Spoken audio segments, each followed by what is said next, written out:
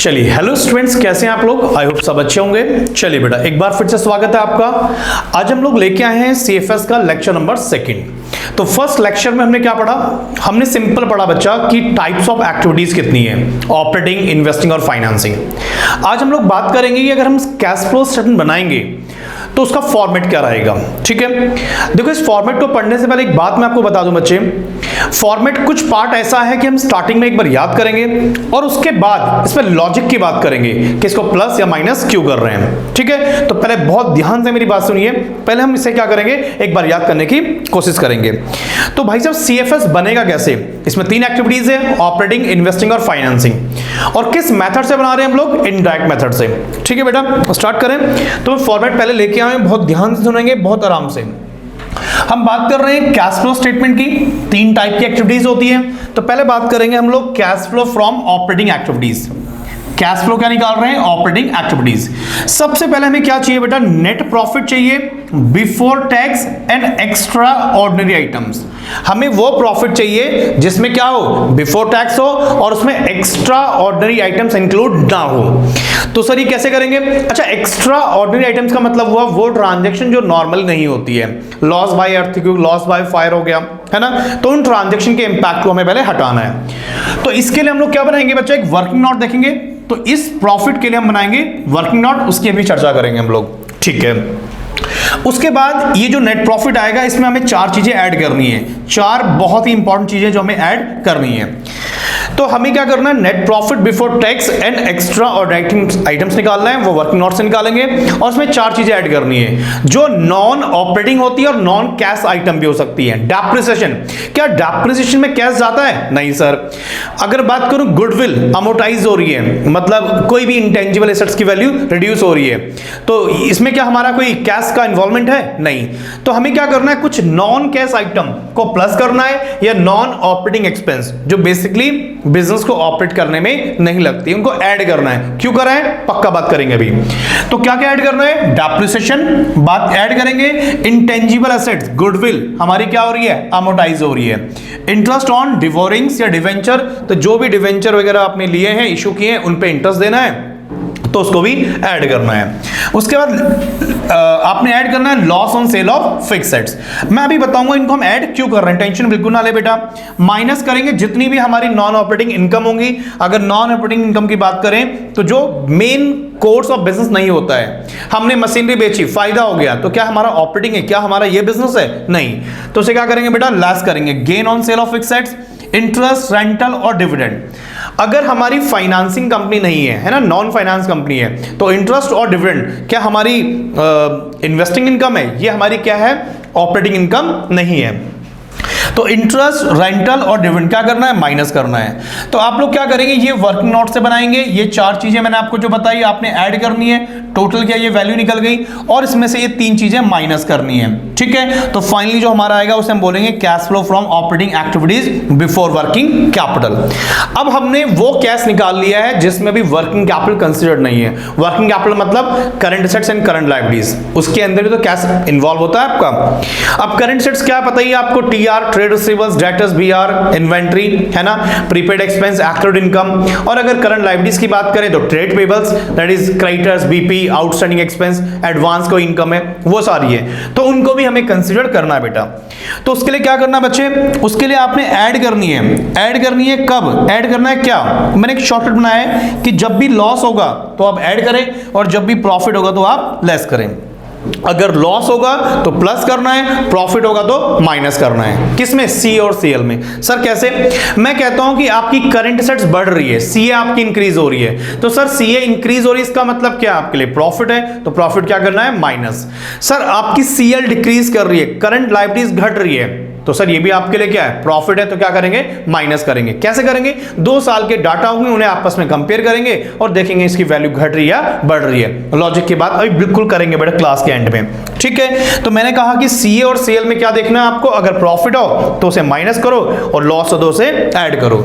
अच्छा, लॉस का आइटम कैसे बताया नहीं सर आपने? लॉस कैसे होगा? सॉरी, प्रॉफिट कैसे होगा?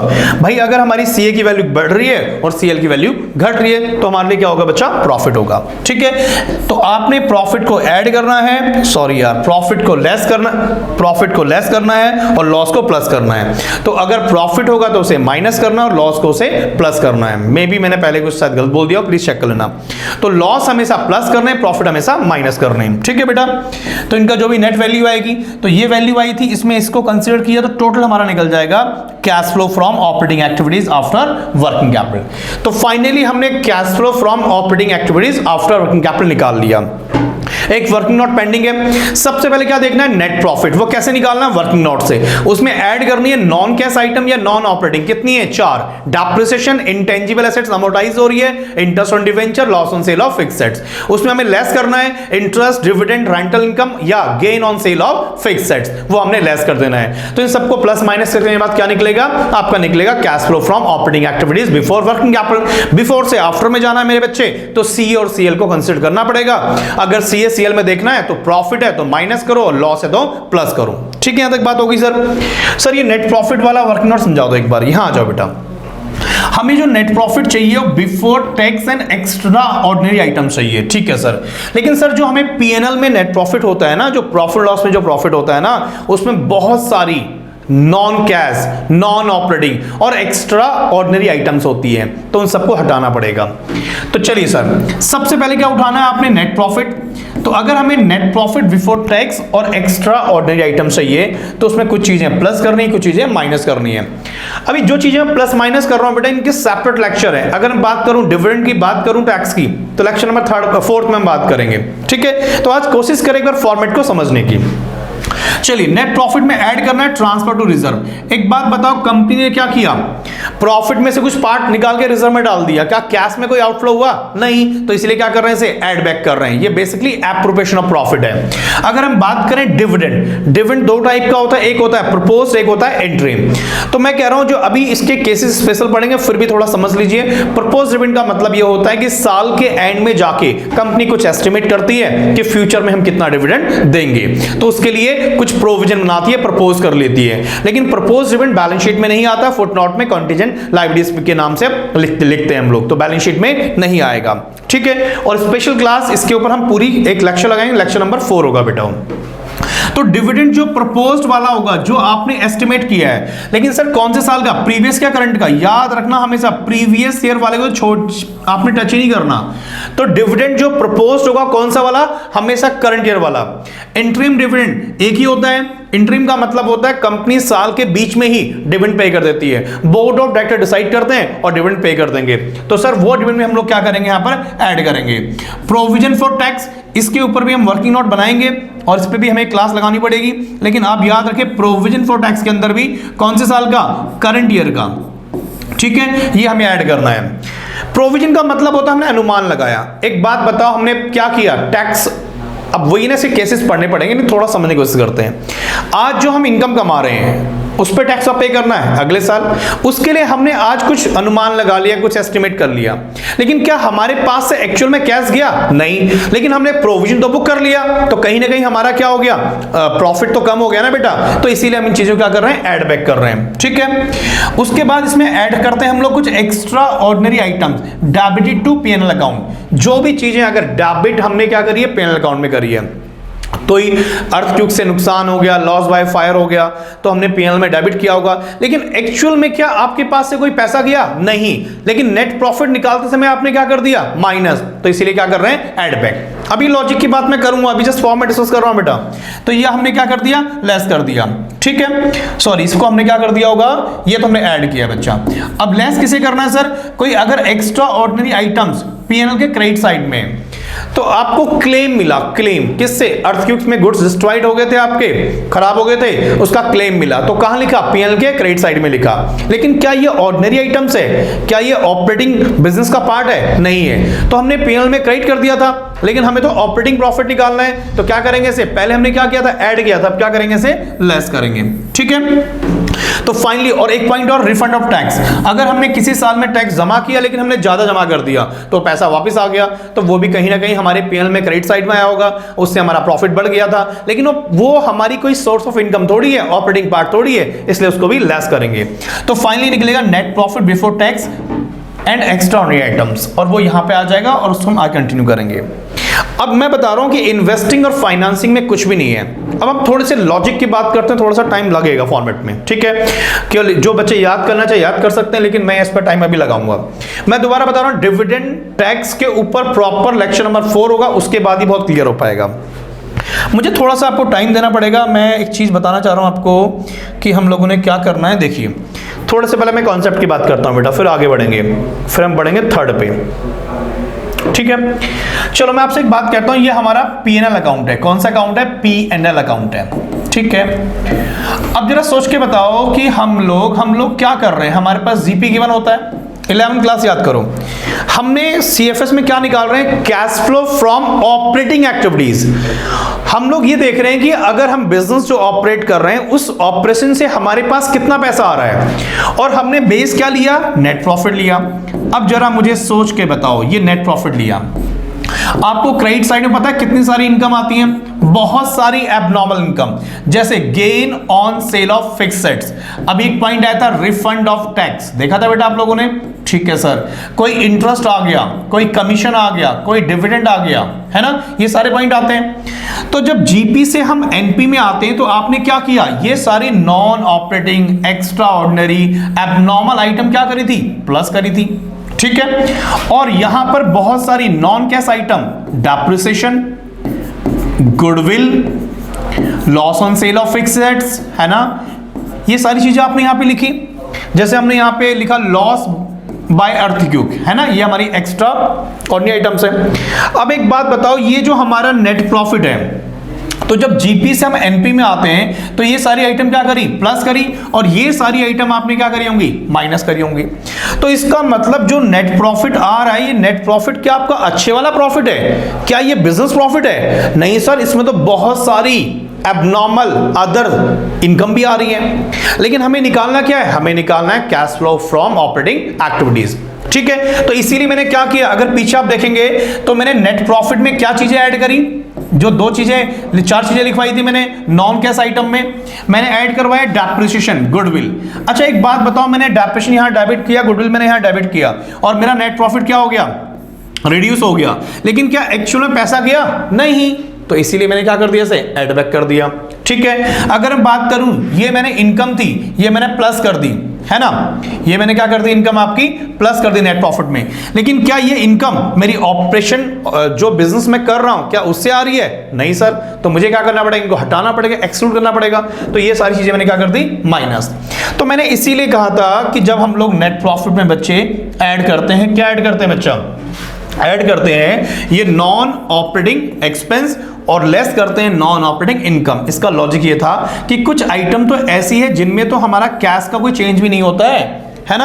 अब जैसे डेप्रिसिएशन है, यार डेप्रिसिएशन तो अकाउंटिंग एंट्री है ना, पैसा थोड़ी जाएगा, लेकिन कहीं ना कहीं हमने अकाउंट्स में लिख दिया तो उससे हमारा प्रॉफिट कम हो गया, तो इसलिए मुझे क्या कर रहे हैं? ऐड बैक कर रहे हैं। बहुत सारी ऐसी इनकम है जो हमारी बिजनेस का पार्ट नहीं है, बिजनेस से नहीं आ रही है, तो वो हमारे कहीं ना कहीं नेट प्रॉफिट में इंक्लूड थे, तो मैंने उसे क्या कर दिया? माइनस कर दिया। तो आई होप मेरी ये बात आपको समझ आई होगी। थोड़ा सा लॉजिक बताने की कोशिश करी। सर ये क्यों ऐड कर रहे हैं? यार ये जितनी भी चीजें आपको दिख रही है ना, ये बेसिकली क्या है? एप्रोप्रिएशन ऑफ प्रॉफिट है। क्या है? प्रॉफिट का ही क्या है? पार्ट है, ठीक है। तो क्या इनमें हमारा कैश गया? नहीं। तो इसलिए मैं सारी चीज क्या कर रहा हूं? ऐड बैक कर रहा हूं, ठीक है। तो आई होप आपको ऑपरेटिंग समझ आया होगा। तो हमने यहां तक पढ़ लिया cash flow from operating activities after working capital. अच्छा सर इसका लॉजिक बता दो कि सीए अगर हमारी घट रही है, सीए हमारी घट रही है, मान लीजिए डेटर्स हमारे रिड्यूस हो रहे हैं, ठीक है। सोचो डेटर्स हमारे रिड्यूस हो रहे हैं, इसका मतलब क्या है? मैंने कहा हमें नुकसान हो गया, लॉस हो गया, ठीक है, लॉस हो गया। तो लॉस हो मैंने क्या करा है? प्लस कर दो। मैंने ये रट्टा लगाया ना, लॉस कर दो, क्या लॉस हुआ तो क्या करो? प्लस कर दो। लेकिन लॉजिक से सोचो, अगर डेटर्स कम हो रहे हैं, इन्वेंट्री कम हो रही है, तो कहीं ना कहीं पैसा आ रहा है ना, तो क्या करेंगे? पैसा आ रहा है तो प्लस करेंगे, है ना। अगर दूसरे तरीके से आप सोचें तो अगर इन्वेंट्री हमारी कम हो रही है या डेटर्स हमारे डिक्रीज हो रहे हैं, है ना, तो मैंने कहा जी लॉस हो गया। लेकिन कैश के पॉइंट में सोचेंगे तो हमें पैसा आ रहा है, तो कैश क्या, उस केस में क्या करेंगे? प्लस करेंगे। तो इन सब चीजों को अप्लाई करें तो वही निकल जाएगा बेटा, ठीक है। तो आई होप आपको ऑपरेटिंग समझ आ गया होगा बच्चा। अब नेक्स्ट हम बात कर रहे हैं बच्चा किसकी? इन्वेस्टिंग और फाइनेंसिंग की। तो ये कंटिन्यू चल रहा है। अभी ऑपरेटिंग में एक पार्ट और रह गया बेटा, वहां पर हमने निकाला था cash flow from operating activities after working capital minus क्या करेंगे हम, इनकम टैक्स। तो फाइनली जो निकलेगा वो cash flow from before extra ordinary items. अब फाइनली ये हमारा कैश निकल गया कि भाई ऑपरेटिंग एक्टिविटीज से, और इसमें कोई एक्स्ट्रा ऑर्डिनरी आइटम्स इंक्लूड नहीं है। लेकिन हमें कैश फ्लो फ्रॉम या यूज निकालना है किससे, ऑपरेटिंग एक्टिविटीज से और आफ्टर एक्स्ट्रा ऑर्डिनरी आइटम्स। तो अब क्या करेंगे, अगर कोई एक्स्ट्रा ऑर्डिनरी इनकम है तो प्लस कर दो, और एक्स्ट्रा ऑर्डिनरी एक्सपेंस है तो क्या कर दो, माइनस कर दो। तो फाइनली ये पार्ट आपका कंप्लीट हो जाएगा जी। अगर हम बात करें 12th क्लास में, आप लोग सोच रहे हैं इतना बड़ा फॉर्मेट नहीं आता बच्चों, हम तो मैक्सिमम पढ़ने की कोशिश कर रहे हैं, ठीक है। चलो सर, इन्वेस्टिंग एक्टिविटीज और बच्चों वाला गेम है। हाँ जी बताओ जी, परचेज ऑफ क्या बेटा, फिक्स एसेट्स, और परचेज ऑफ इन्वेस्टमेंट, पैसा आएगा जाएगा जी। सेल ऑफ एफए और सेल ऑफ इन्वेस्टमेंट, पैसा आएगा जाएगा जी, सर पैसा आएगा जी, ठीक है। इंटरेस्ट डिविडेंड रिसीव्ड, सर पैसा आ रहा है, और purchase of intangible assets, sir पैसा जाएगा। तो टोटल कर लो क्या निकल जाएगा, cash flow from investing activities. अगर माइनस आएगा किसी भी एक्टिविटीज में तो क्या बोलेंगे, कैश यूज्ड, ठीक है, कैश यूज। और अगर हमारा प्लस आ रहा है तो cash flow from investing activities. तो जहां भी अगर माइनस में आएगा तो क्या वर्ड यूज करेंगे, यूज बेटा, ठीक है। तीसरी फाइनेंसिंग। फाइनेंसिंग में क्या क्या होगा मेरे बच्चों, issue of shares, issue of debenture या loan taken, redemption, repayments of debenture या रिडम्पशन ऑफ डिवेंचर, हाँ ठीक है, और रीपेमेंट्स ऑफ लोन। तो क्या होगा, पैसा हमारे पास से जाएगा, माइनस करेंगे बेटा। डिविडेंड पेड, कौन सा वाला, जो प्रपोज डिविडेंड हमने वहां प्लस किया था वही प्रपोज डिविडेंड क्या होगा, माइनस होगा। और वही सेम इंटरिम डिविडेंड जो हमने वहां प्लस किया था यहां माइनस होगा, ठीक है बच्चा, क्योंकि वो कौन सी एक्टिविटीज थी, फाइनेंसिंग एक्टिविटीज थी बेटा, तो इसलिए हमने वहां पे से ऐड बैक करके माइनस यहां किया। इंटरेस्ट ऑन डिवेंचर क्या करेंगे, माइनस करेंगे, क्योंकि कौन सी एक्टिविटीज है, फाइनेंसिंग। बैंक ओवरड्राफ्ट, एक पॉइंट है बेटा, सर बैंक ओवरड्राफ्ट तो घट भी सकता बढ़ भी सकता है, हाँ जी बिल्कुल। अगर बैंक ओवरड्राफ्ट इंक्रीज हो रहा है तो मतलब पैसा आ रहा है, और बैंक ओवरड्राफ्ट अगर डिक्रीज हो रहा है तो पैसा जा रहा है। यार ओवरड्राफ्ट बढ़ रहा है तो मतलब बैंक से ओवरड्राफ्ट लिया तो पैसा आया, लेकिन बैंक ओवरड्राफ्ट कम हो रहा है, डिक्रीज हो रहा है, तो मतलब आपने रीपे कर दिया, तो उस केस में क्या होगा, माइनस होगा, ठीक है। तो यहां से निकल जाएगी आपकी financing activities. Finally total of A B and C, जो तीनों को प्लस माइनस करके निकल जाएगा। अब मेरे बच्चे हमें इसमें ऐड करना है, सर क्या ऐड करना है, opening balance of cash and cash equivalent. Cash and cash equivalent का मतलब होता है वो सारी आइटम्स जिनको हम जल्दी से कैश में कन्वर्ट कर सकते हैं, तो उनके ओपनिंग बैलेंस लो, cash, bank, short term investment, current investment और मार्केटेबल सिक्योरिटीज।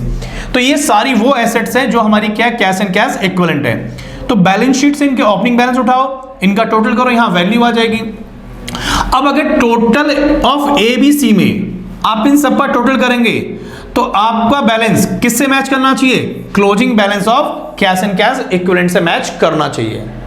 तो अगर ये मैच करता है तो आपका आंसर करेक्ट है, अदरवाइज आपका आंसर रॉन्ग है। सर समझ नहीं आया बेटा, total of A B C बताओ जी, फॉर एग्जांपल 50,000 रुपये आ गया, ठीक है। इसमें मैंने कहा ओपनिंग बैलेंस ऐड करना है, किसका, कैश एंड कैश इक्विवेलेंट का। मान लीजिए कितना है, 10,000 रुपये है। तो फाइनली आपका जो क्लोजिंग बैलेंस बैलेंस शीट में दिखना चाहिए किसका, कैश एंड कैश इक्विवेलेंट का, वो भी कितना आना चाहिए, 60,000 रुपये। और अगर वो 60,000 रुपये आ रहा तो आपका आंसर बिल्कुल करेक्ट है, ठीक है बेटा। तो मैंने कोशिश करी, मैं दोबारा बता रहा हूं, बहुत सारे कंटेंट, बहुत सारे पॉइंट्स ऐसे हैं जिन पे भी मैं चर्चा नहीं कर पाया। रीजन बीइंग टैक्स के लिए अलग से क्लास है, मैं बात करूं डिविडेंड की उसके लिए अलग से क्लास लगेगी बेटा अभी, ठीक है। तो फॉर्मेट को एक बार प्लीज याद करें और उसके बाद ही क्वेश्चन बन पाएंगे। तो ये लेक्चर नंबर 2 था। लेक्चर नंबर 3 में हम बात करेंगे एडजस्टमेंट ऑन एसेट्स के ऊपर, और लेक्चर नंबर 4 में बात करेंगे टैक्स और डिविडेंड की, ठीक है बेटा, ठीक है जी। तो प्लीज यहां तक रिवाइज कर लीजिए। Thank you very much, bye bye, take care.